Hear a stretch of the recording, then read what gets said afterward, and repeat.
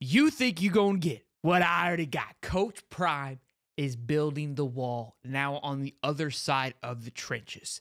Big time pickup. I told y'all earlier today that a commit would be happening, and it was a gut feeling. It was just simply watching the pattern from last year to this year and how Coach Prime has been maneuvering himself thus far this offseason. Felt like a big one could happen, and we thought it was King Joseph Edwards here. I felt like it could be, but I also felt like it could not be. We had the watch party. It was like an hour and a half long, and during the watch party, the news dropped. Samuel Okinola from Pitt, 6'5", 235, I believe, edge, commits to Colorado. And at that moment, I knew that was a sounding alarm that, hey, King Joseph is not coming, but we're okay. We got a proven dog. We got a proven killer coming out to Colorado.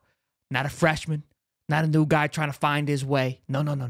We got a proven killer here in Samuel Okinola. Big time pickup here, moving Colorado into first place according to 247 in the transfer portal. They were sitting just behind Ole Miss. A big pickup, and they're still sitting 21st overall in recruiting. But talking about Samuel Okinola here for just a quick second here, what he did last year, I think he had 6 solo tackles alongside of 5 sacks and 1 forced fumble. Excuse me, he had 9 solo tackles, 9 assists, 5 sacks, 1 forced fumble in his freshman year at Pitt. That had a dominant line last year with a phenomenal defensive line head coach or defensive line coach. That line has been just deteriorated because people are just picking and prodding from that defensive line of how great it was. Now, something that some of you may not know is Samuel has a little brother or twin brother, I think, because they're both at the same age. Might be a twin brother, honestly.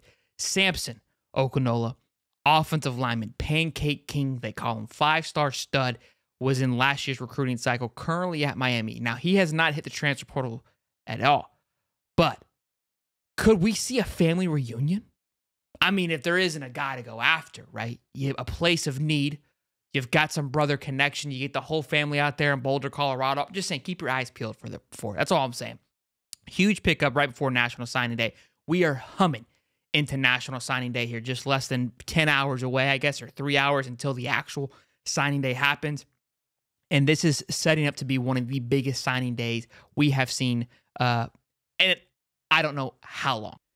And if you take a look at this young man's tape, he explodes off the edge. He was a 3-star coming out of high school. A lot of it probably has to do with probably the level of competition he's playing. It looks like he's a man amongst boys because he is a man amongst boys.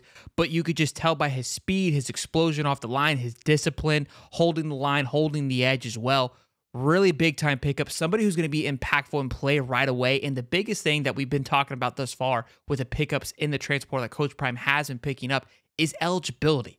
3 years of eligibility. So, again, I kind of talked about this the other day about how he's cracked the code in the transfer portal, because going after a guy that's played for 1 year that maybe you would have to kind of work kind of hard for recruiting, maybe wasn't as highly recruited, they go somewhere, they get their wheels underneath them, and they go, oh, I like that guy. Let's go after him and get him. This is a four-star caliber of kid right here. If think about a 4-star kid coming out of high school, how excited you would be. That's where your mindset should be. But he's, in my opinion, beyond a 4-star guy because he has a year of college and a Power 5 conference as well at the ACC, going up against the likes of FSU and Clemson and Miami. We know the big years that they had this year. So big time pickup here. And again, I talked about him finding the loophole of going after and getting guys after having 1 year versus having to deal with the drama of recruiting these high school kids and not knowing exactly what you're going to get, because the transition from high school to college is massive.